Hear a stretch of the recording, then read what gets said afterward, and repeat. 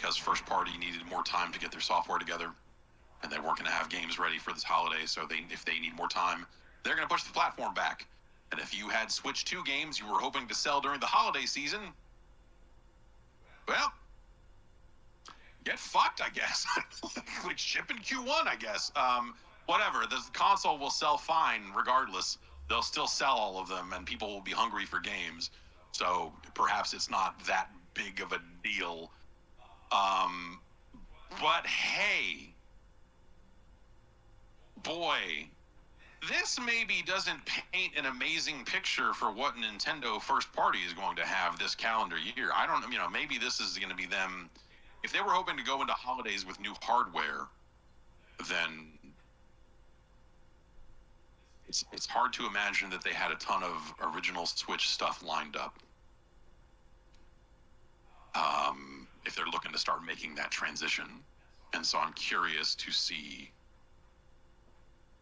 what ends up happening. What we end up seeing out of Nintendo is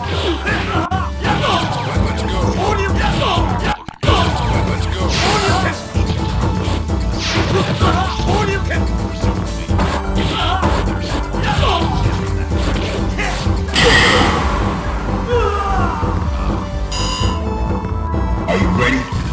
Go!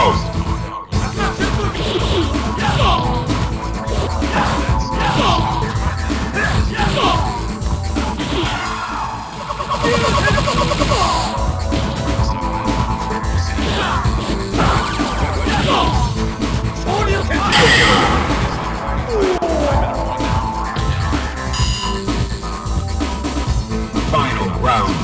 Engage.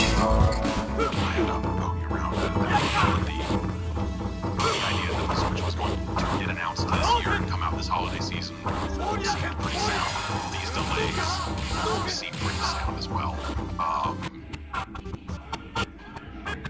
So we'll see. At the end of the day, the stock price, who cares about the stock price? The bigger thing is like companies missing holiday.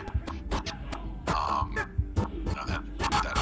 is kind of maybe a bigger deal there. And what does Nintendo have to fill the gap if they are in fact not going to have shiny new hardware launching this year? What do they got? Maybe it's not that big of a deal. I mean, there's been big, long periods of time between first-party releases anyway, so... so kind of whatever. Let's see. But yeah, the sourcing on it is basically... this Brazilian journalist was the first over the line, saying 5 sources claim that the console has shifted to Q1 2025. VGC has then followed up with a lot of its sources, who basically, it sounds like third-party sources that have confirmed that publishers are being told that it will now launch in Q1. According to the sources, third-party game companies were recently briefed on a new term delay in Nintendo's next-gen launch timing from late 2024 to early the following year. One publishing source suggested the delay was so that Nintendo could prepare stronger third-party software for the console.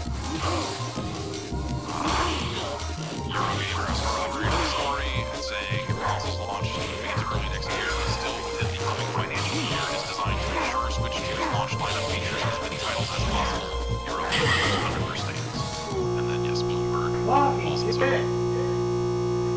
also weighed in on it as well. Finding people that are... Yeah, I don't know. For my tastes, that is probably enough lined up sources for this to look like it is likely to be true. When do they announce? Yeah, that's kind of the big question, is when does Nintendo announce that they have a new console? GDC is next month, and it's always fun to get developers together at GDC because everyone just talks. You end up hearing a few things here and there. TGS would be too late. End of summer to launch a console in Q1 would be way too late. So I would not be shocked to see let's say sometime between March and June. That's my guess. And what does that console do? Do you think it does anything differently?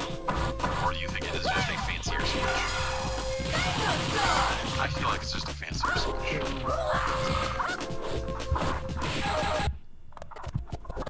I guess we'll see. A lot of news about upcoming hardware and what it means for this year and something like this. This is a weird week. But at the top of the show, when I was talking about how